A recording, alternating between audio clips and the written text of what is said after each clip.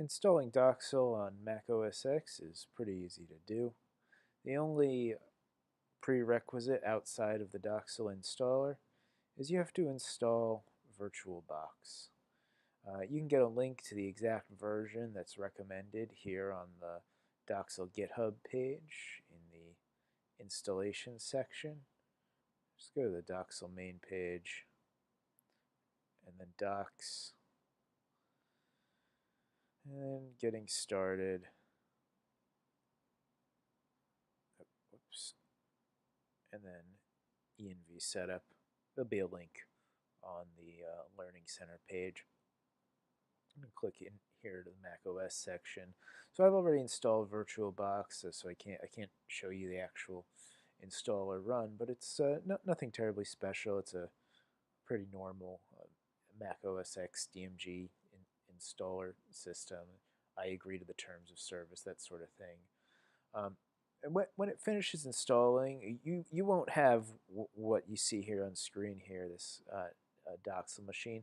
That'll actually be created by the Docksal installer itself.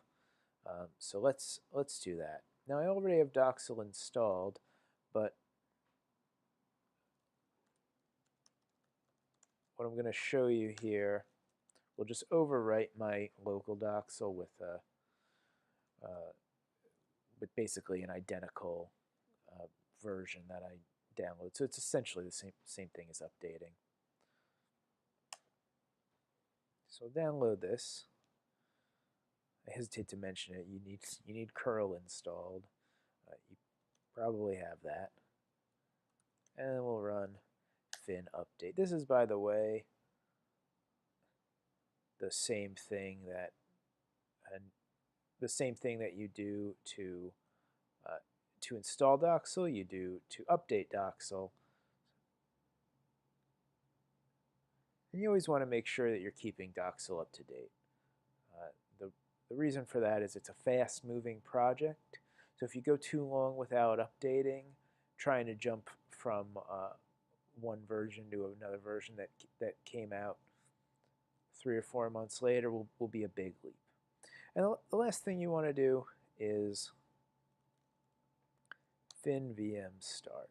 Now my VM is already running, but yours will not be if you're installing for the first time, so you'll get a message telling you that the VM started.